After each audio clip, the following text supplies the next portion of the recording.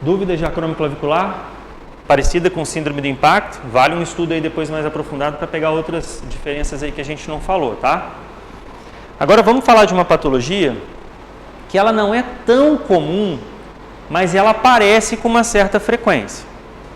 Então vamos botar assim, enquanto aparece 30 síndrome de impacto, aparece uma capsulite adesiva. Ou ombro congelado. O que é capsulite adesiva? Vamos no nome. Cápsula inflamada que gruda. Capsulite adesiva nada mais é do que uma grande inflamação na cápsula articular do ombro, que faz com que a cápsula hipertrofie e encolha, congelando o movimento. A pessoa perde o movimento do braço. Já viram isso ou não? Perde mesmo, perde todos os movimentos. Só que o bom é que volta. Então, como é que funciona essa patologia? Ela tem 3 fases. Fase 1, hiperálgica inflamatória. Fase 2, congelamento. Fase 3, descongelamento. Ela é uma patologia autolimitada. O que é uma patologia autolimitada? Ela tem um momento que começa, ela tem evolução e ela tem um momento para acabar. Qual é esse momento? Cada um tem o seu. Média, 2 anos. Tem gente que dura 1 ano e meio, tem gente que dura 3 anos. Média de evolução, 2 anos. Média de evolução da fase 1, 3 meses. Média de evolução da fase 2, 8 a 12 meses. Média de evolução da fase 3, 6 meses. Tem como eu frear a evolução? Não. Peguei um cara na fase 1, consigo tratar e não deixar ele evoluir para a fase 2? Não. Ela vai evoluir. É uma patologia desgraçada. Ela vai evoluir. Ela vai passar da fase 1 para 2, ela vai passar para 3 e esse cara vai soltar o movimento e vai voltar ao normal.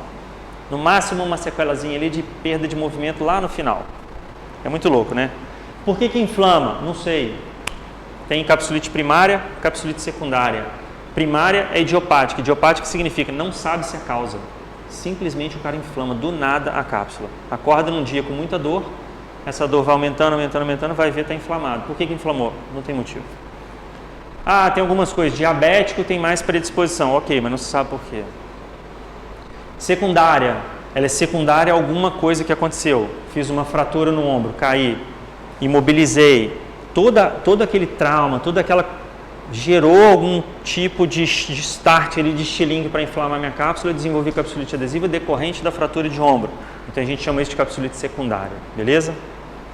Qual a característica das 3 fases? Vamos pelo nome. Hiperálgica. O que é hiperálgica? O que é álgica? Álgica é dor. O que é hiperálgica? Muita dor. Presta atenção, eu não estou falando de uma patologia que gera dor no ombro. Estou falando de uma patologia que gera muita dor no ombro. Por 3 meses. Que não se controla com medicação. Que o paciente perde noites e noites de sono porque a dor é principalmente noturna.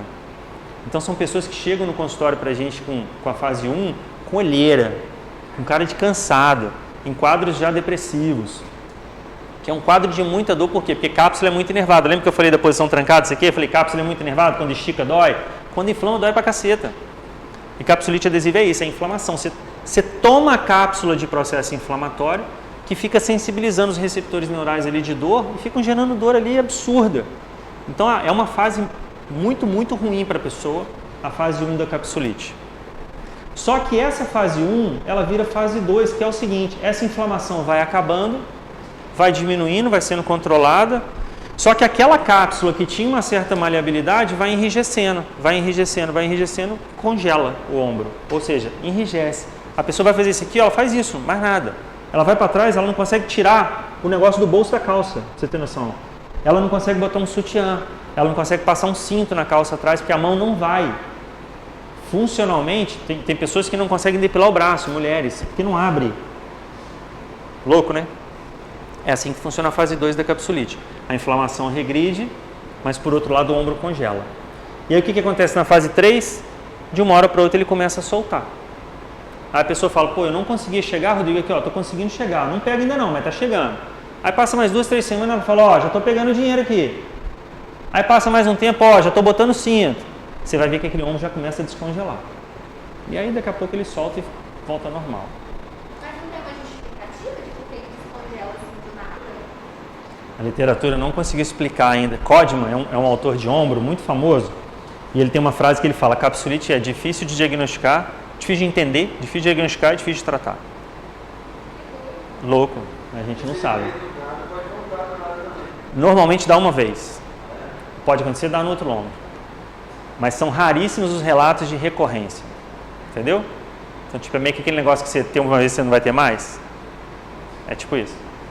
Então, olha só, uma coisa importante em relação à amplitude de movimento. Fase 1, muita dor, não é? Porém, movimento, amplitude de movimento, ADM, ok. Esse cara que está com muita dor, você deita ele na cama e fala: deixa eu testar seu movimento. Você pega o braço dele, leva ele lá atrás. Você pega aqui e leva ele lá atrás. O movimento dele na fase 1 é normal. O que está acontecendo é dor pela inflamação. O que acontece na fase 2? A dor melhora e ela aparece como e quando? Quando você vai forçar a abertura e a cápsula agarra, porque ela está enrijecida. E aí quando você vai forçar a cápsula, ela dói. Mas se você ficar quietinho, ela não dói. Então na fase 2 a característica é a perda da amplitude e a dor ela vem só aos estiramentos capsulares, quando estica a cápsula. E a fase 3? A dor quase já não existe e há uma percepção na evolução dos movimentos, principalmente em vida diária, que você pergunta a pessoa, ela começa a falar várias coisas que ela começa a voltar a fazer que ela não fazia antes. Aí você fala: opa, ela está descongelando o ombro. A gente vai pegar um cara na fase 1? Raramente, na academia. Concorda? Tudo que é dor, muita dor, inflamação, essa galera normalmente não vai estar aqui, tá? Então, normalmente, fase 1 está no médico, está fazendo infiltração, está no físio tentando controlar a dor, está na acupuntura tentando controlar a dor, mas não está aqui fazendo exercício com a gente, porque o cara não consegue. Não é consegue fazer exercício, não. Ele não consegue nem vir, ele nem dormiu à noite. Estão entendendo? A gente vai pegar o cara na fase 2? Vai, que é o que a gente pega aqui, e fase 3. Então, eu já peguei paciente que me procurou, fase 2, a gente, beleza, encaminha para o estúdio para fazer um trabalho dentro da amplitude que esse cara tem disponível. Então, se ele faz uma abdução de 20, 30 graus, eu vou trabalhar nessa amplitude. Se ele faz uma flexão de 15, eu vou trabalhar nessa amplitude. Se ele não tem, eu vou trabalhar a isometria. Mas eu vou sempre estar estimulando porque eu sei que esse cara vai descongelar. Se eu deixar esse cara sem trabalhar, ele vai hipotrofiar, ele vai perder massa muscular pra caramba. Então, o que eu conseguir manter de estímulo vai me ajudar quando ele começar a descongelar. Entenderam? Então, a gente pega a fase 2 e a gente pega a fase 3. E o que a gente faz em cada fase, então? Já adiantei para vocês um pouquinho. Fase 1. Eu coloquei até nem para... falei, o cara não vai estar aqui, mas se ele for doido e vier, não é nem bom que a gente mexa nesse cara, no ombro. Aí beleza, o cara pode fazer um trabalho de perna e tal, mas deixa o ombro quieto. O ombro inflamado de capsulite não se mexe, tá? Se você mexer num cara aqui, na hora ele vai sentir até um conforto, mas de noite ele vai te xingar, porque vai doer muito mais do que o normal. Fase 2, a gente faz, respeitando o limite da cápsula, ou seja, minha camisa, olha só, olha pra cá, galera, tem uma sobra, não tem? Por quê? Porque para eu fazer o movimento, ela precisa esticar aqui, concorda? Cápsula é assim também, tá bom? Agora, imagina que a cápsula enrijeceu. Quando eu vou fazer, ela não deixa. Não adianta eu forçar. Eu vou fazer exercício dentro do que esse cara tem de conforto. Por menor que seja o movimento. Esse movimento vai começar a melhorar e eu vou começar a explorar mais. Então, eu tenho que respeitar o limite da cápsula e muito cuidado com as compensações. Por quê? Porque na ânsia de querer fazer o movimento, o cara vai fazer isso. Ele vai fazer isso. É natural. E você tem que parar e falar, não, vem para o espelho. Não quero que você faça isso, não quero que você faça isso. É isso, curtinha, só isso. Ou é só isso e sustenta 5 segundos, isometria. Mas ele não pode compensar, porque ele vai ter uma tendência muito fácil de compensar. Descongelamento, a gente respeita, mas começa a estimular um pouquinho. Ou seja, eu já começo a explorar um pouquinho mais esse alongamento da cápsula. Por quê? Porque o nível de dor já é menor, então ele permite um pouco mais de alongamento da cápsula, só que eu tenho que trabalhar respeitando a amplitude que esse cara tem. E mais uma vez, tomando cuidado com as compensações, porque elas vão acontecer. Beleza? Entenderam capsulite? Muita informação, né? Por isso que eu falo, tem que estudar em casa. Senão sai daqui e esquece tudo, né? Confunde tudo. Cara, se vocês chegarem em casa e derem uma passada de olho, pronto, vocês fixam. Se além da passada de olho vocês combinarem entre vocês de trocar uma ideia, montar um grupo de estudo, um falando para o outro, um ensinando para o outro, aí vocês aprendem mais ainda. Na fase 2, há alguma fibrose? Existe uma aderência, uma fibroaderência, que a cápsula, quando ela hipertrofia com tecido fibrótico. E aí essa fibrose, essa aderência vai soltando, por isso que ela vai descongelando e a cápsula vai voltando ao normal. Mas existe esse tecido fibrótico ali capsular. Na verdade, existe uma hipertrofia capsular com tecido fibrótico. Essa capsulite só dá pra gente descobrir assim, por meio de ressonância, porque você falou que é muito difícil, né? Sim. Normalmente, quando se faz na fase 1 a ressonância, você vê uma inflamação no recesso capsular. Você vê uma inflamação aqui nesse recesso, nessa sobra. É como se a bolsa ficasse cheia de líquido inflamado. E na ressonância o laudo vem te mostrando que existe uma inflamação sugestiva de capsulite adesiva. O laudo te mostra isso. Então, a ressonância ela nos ajuda a diagnosticar. Mas é muito clínico o diagnóstico. O problema é que muitas vezes, igual você falou, a gente vai no médico, eles meio que já viram pra pessoa e falam, evita mexer o ombro, por exemplo. E muita gente não procura o fisioterapeuta ou o educador físico, isso vai gerar muito mais desequilíbrio muscular, então vai ficar movimentando. Vamos torcer pra gente mudar a cabeça deles, né? Mas enfim, a gente, assim, clinicamente, quem já tem costume de diagnosticar, clinicamente diagnostica uma capsulite. Capsulite é uma coisa que eu sempre dominei muito na minha vida, porque minha mãe teve capsulite. Então eu vivi isso aí na pele. Eu vi minha mãe 3 meses ralando de noite por conta de dor. Assim, chorava de dor, eu ia lá, fazia umas massagens, que na época eu era estudante. Então capsulite me marcou muito. E como eu estudei muito por causa da minha mãe, como eu acompanhei o processo, eu aprendi muito de capsulite. E eu já fiz vários diagnósticos que vieram para mim errados, que não eram o que o médico falou que era e era capsulite. Vários que eu peguei, porque não é... O próprio médico, muito médico não sabe diagnosticar capsulite. Então eu já peguei diagnóstico de tendinite de bíceps, de tendinite de supra. E quando eu fui ver, eu falei, cara, isso é capsulite. Eu tenho um amigo ortopedista, parceirão, que eu ligo para ele e falo, cara, dá uma olhada no paciente para mim, tô achando que é capsulite. E uns 3 ou 4 ele já me mandou e falou, Rodrigo, ó, capsulite.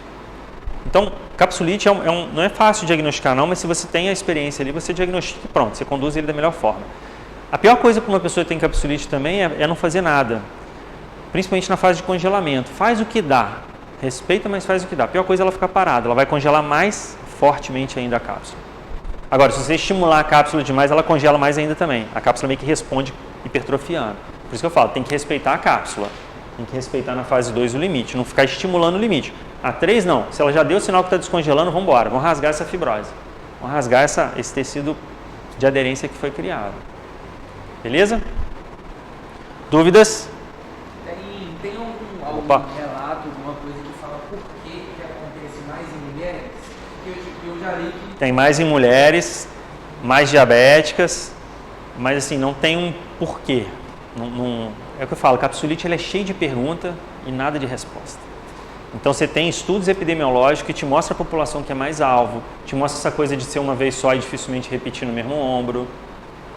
É raro dar até no outro ombro. Então tem vários estudos epidemiológicos, você sabe o perfil, mas a gente não consegue ainda, a literatura não traz pra gente explicação do porquê. Entendeu? Não tem, infelizmente. Mais dúvidas? Beleza? Mas é mais em mulher. Bom, a penúltima lesão que eu trouxe para vocês aí, o SLAP Lesion. O que é o SLAP Lesion? Primeiro vamos recordar um pouco da anatomia. Aqui na cavidade glenoide existe um labrum, existe uma fibrocartilagem que fica ao redor dela, que é para melhorar a concavidade da glenoide, porque a glenoide é meio rasa. Então existe uma cartilagenzinha ao redor que faz um beiço aqui para fora, ao redor dela, que melhora o encaixe da glenoide. Isso é chamado labrum ou lábio glenoidal. Ok? É uma fibrocartilagem igual ao menisco, por exemplo, no joelho. Constituição tecidual bem parecida. Então eu tenho esse labrum. Quando eu tenho uma lesão nesse labrum, na parte superior, anterior, posterior, eu tenho um SLAP. SLAP é uma sigla de labrum, superiormente, anteriormente, posteriormente. O que é isso?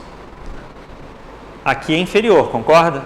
Aqui é superior, concorda? Do labrum. Posterior e anterior, concorda? Lesão labral é uma lesão que dá aqui em cima, ó. Pegando parte anterior, parte superior, parte posterior do labrum. Quem está inserido aqui? Quem está inserido na tuberosidade supraglenoidal, que eu já falei aqui 3 vezes? Cabeça longa do bíceps. O bíceps está inserido na tuberosidade e no labrum. Excesso de tração do labrum pelo bíceps arranca esse labrum, machuca esse labrum. Quando eu tenho isso, eu tenho um slap. Aqui, ó, cinza seria o labrum, ok? Tendão do bíceps fixado no labrum, arrancando esse labrum de onde ele deveria estar. O cinza deveria estar aqui, ó. Perceberam que ele foi arrancado? Isso é um slap.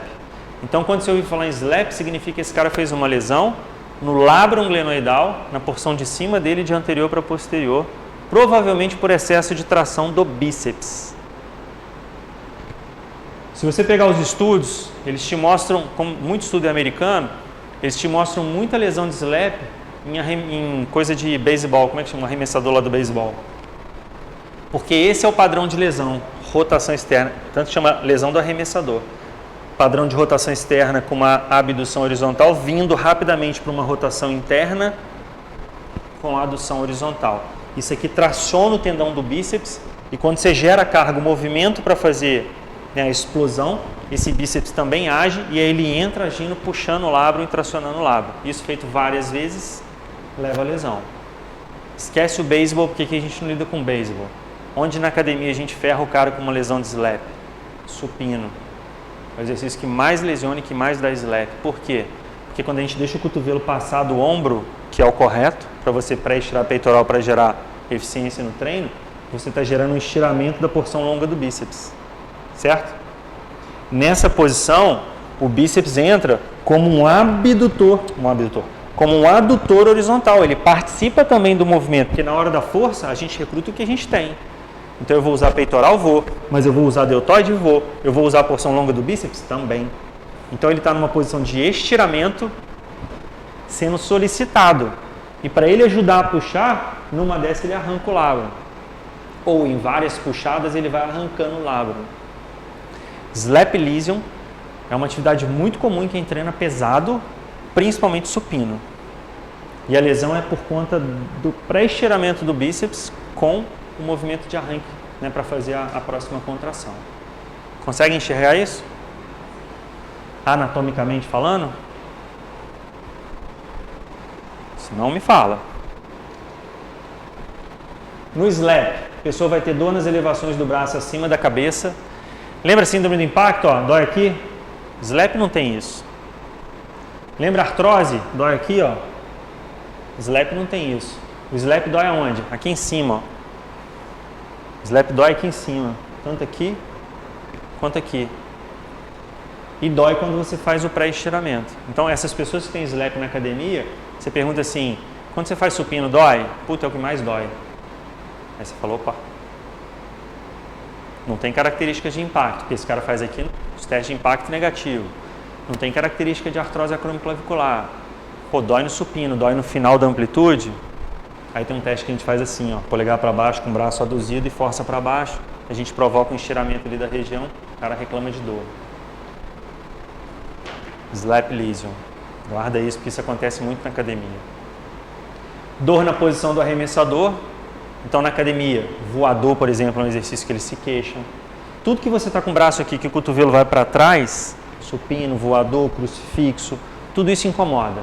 Se esse cara faz o exercício aqui, ó, curtinho, sem deixar o cotovelo passar do ombro, normalmente ele não tem dor. Ele deixou passar, ele fala que na hora que ele vai puxar, dói. Isso é típico de slap. Perda de força. E aí, com a lesão, ele começa também a perder força. Ele já não começa mais a conseguir fazer o supino como ele fazia. Então, ele começa a ter perda de força nítida, porque ele fala, pô, eu não estou conseguindo mais pegar a carga que eu pegava. Por quê? Porque na hora que vem a dor tira a ação muscular. É uma reação reflexa do corpo. Toda vez que você tem dor, o cérebro não ativa o músculo. Então, quando esse cara tem a dor, ele não consegue gerar potência, ele não consegue gerar força. Beleza? Fiquem de olho, hein? Pessoas que estão reclamando de dor no ombro, pessoas que estão reclamando que dói no final, pessoas que falam para você que o supino está doendo, que o voador está doendo, que o crucifixo está doendo, tira a amplitude e pergunta, e agora? Pô, agora aqui não dói. Opa! Pode ser um slap. Tem que ir no médico, tem que investigar, tem que ver se é uma lesão realmente. Por quê? Porque são 5 graus de slap. Então, grau 1 é um pouquinho, grau 2 é um pouco mais de arrancamento, grau 3 é um pouco mais, grau 5, por exemplo, já é cirúrgico. Então, esse cara tem que procurar uma ajuda. Por mais que você identificou, corrigiu, você fala, cara, beleza, nós vamos restringir aqui a angulação, mas você vai no médico e vai ver isso aí, tá bom? Aí você vai no médico e faz um relatório. Pô, o cara tem SLAP grau 3. O SLAP não cicatriza, tá? Ele vai continuar com esse grau 3. Ele só repara isso cirurgicamente. Não é uma lesão que cicatriza. Então, é dali para pior. Aí esse cara tem que entender que ele não vai poder mais passar o cotovelo no ombro. Porque se ele voltar a passar o cotovelo do ombro, ele vai evoluir com essa lesão. Então, às vezes, ele controlou a dor, controlou a inflamação, beleza. Ele voltou a fazer, ele vai voltar a ter dor. E o que era um grau 3 vira um grau 4. O que não era cirúrgico passa a ser cirúrgico. Aí o cara tem que grampear aquele labrum ali cirurgicamente. Entenderam? Então, ó, o que a gente faz? Evita exercícios com o ombro abduzido em 90 graus, onde o cotovelo passe da linha do ombro. 90 graus, onde passe da linha do ombro. Tudo que a gente faz aqui, de empurrar, a gente tira. De puxar não é o problema. O problema é empurrar. Porque puxar o bíceps, ele vai entrar aqui no cotovelo, mas ele não vai entrar na porção proximal com tanto estresse. O de empurrar, ele já entra com mais estresse na porção proximal. Evitar sobrecargas de bíceps com a porção longa em posições de estiramento. Então não é um cara que eu vou passar, por exemplo, apesar de não ser aqui, mas eu não vou passar um bíceps para ele com o cotovelo aqui atrás para ele fazer. Eu não vou pré-estirar demais esse bíceps dele, porque eu sei que esse bíceps vai tracionar, mesmo sendo um trabalho só para bíceps. Lá para frente, quando ele melhorar os sintomas, ok, eu volto. Mas esses aqui não. Então é uma limitação. Acaba que é uma limitação permanente. Diferente das outras. As outras são limitações que a gente passa temporária. Ah, o cara não pode fazer abdução acima de 60 na síndrome do impacto. Ok. Mas daqui 2, 3 meses esse cara está fazendo. Porque a gente já restabeleceu o movimento escapular, a gente já ativou o manguito para baixar essa cabeça. Aí esse cara volta a fazer. SLAP é difícil. SLAP normalmente é uma lesão mais definitiva. Por último, a instabilidade glenomeral. O que é instabilidade glenomeral? Já viram as pessoas que falam assim, ah, meu ombro sai do lugar? Isso é instabilidade glenomeral. Se eu sair do lugar? Já saiu? Já saiu de ter que ir no hospital colocar? Então ele não saiu. Então eu vou te explicar o que acontece. Hã? Tem um menino da Fight compra dele sair assim a cada 2 meses. Aí ele teve que fazer cirurgia. Então vamos lá. Sair, ele ia para o hospital, depois ele Então vamos falar do caso dele. Que é o seguinte. Existe um negócio que chama luxação e existe um negócio que chama subluxação. Para qualquer articulação. Eu posso ter luxação de ombro, eu posso ter luxação de cotovelo, eu posso ter luxação no punho, eu posso ter luxação no quadril, eu posso ter luxação em qualquer articulação, como eu posso ter subluxação em qualquer articulação. Qual que é a diferença de uma para outra? Imagina o seguinte, aqui a articulação está compactada, está encaixada. Se eu perco parcialmente o contato, mas não sai do lugar, se momentaneamente eu perco o contato e volta, a gente chama isso de subluxação. Se eu perco o contato e sai totalmente e não volta, eu chamo isso de luxação. Então, provavelmente que a Gabi tem, Gabi, subluxação. Mexe o ombro ali, parece que está tudo solto, porque ele perde o contato parcialmente e volta. Esse menino lá da Firefeed, provavelmente ele saía do lugar e aí tinha que ir para o hospital para colocar no lugar. Ou, quando o cara sai muito do lugar, já saiu demais, já está tão esgarçado, que ele mesmo faz o movimento e coloca. Qual que é o problema? Saiu uma vez, saiu duas, saiu três, vai sair toda hora, perdeu a estabilidade, vai virar uma artrose, esse cara tem que operar. Saiu uma vez, saiu duas, trabalhou a parte muscular, às vezes esse cara não precisa operar, dependendo do grau de trauma ali que deu, né? Mas vamos entender um pouquinho por que isso acontece e qual o cuidado que a gente tem que ter. Então isso aqui, ó, uma articulação normal, encaixadinha, uma articulação que desencaixou totalmente para frente, a gente chama de luxação anterior, e uma articulação que desencaixou totalmente para trás, a gente chama de luxação posterior. Essa aqui é raríssima de acontecer, acontece mais com acidentes, com traumas.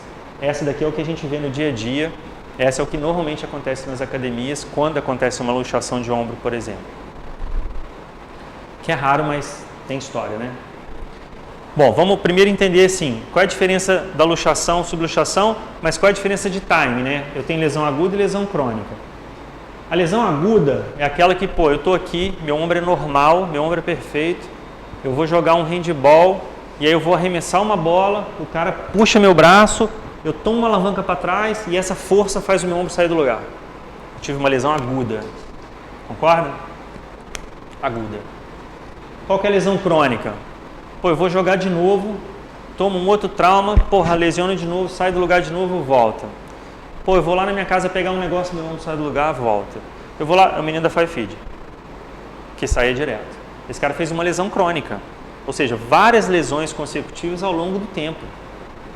Eu posso ter uma lesão só e não ter nunca mais, tratar direitinho, botar metipóia, fazer medicação, desinflamar, vou fortalecer depois, porra, nunca mais meu ombro saiu do lugar. Então eu posso ter várias. Então eu tenho lesão aguda, lesão crônica.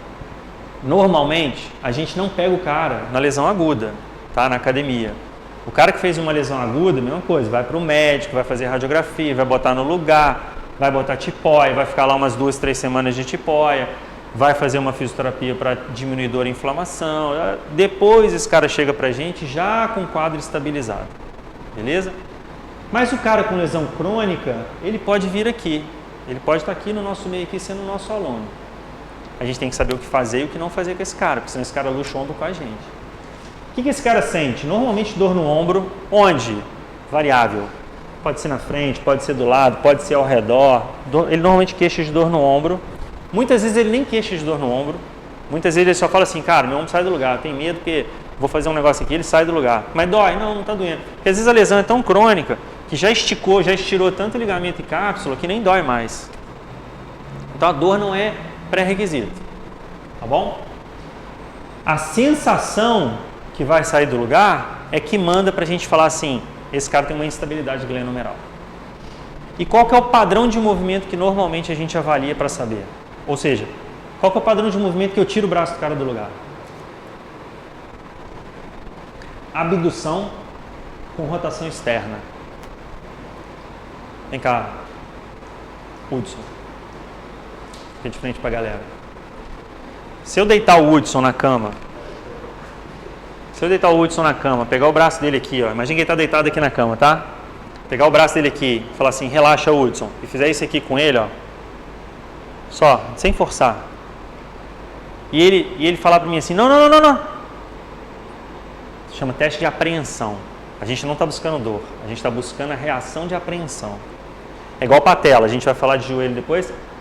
Quando essa pessoa luxa a patela, um dos testes que a gente faz é pega a patela dela e mexe, devagarinho. A pessoa não deixa se mexer, ela tem nervoso. Isso chama teste de apreensão. Então, se eu pegar ele e falar assim, deita aí, deixa o seu ombro cair aqui, e você vir dar um toquinho aqui, e a pessoa fala, não. Isso é um teste positivo, isso é um teste que te indica que essa pessoa tem instabilidade glenomeral. Ela tem medo do ombro sair do lugar. E essa é a posição que a gente tira o ombro do lugar. Entendeu?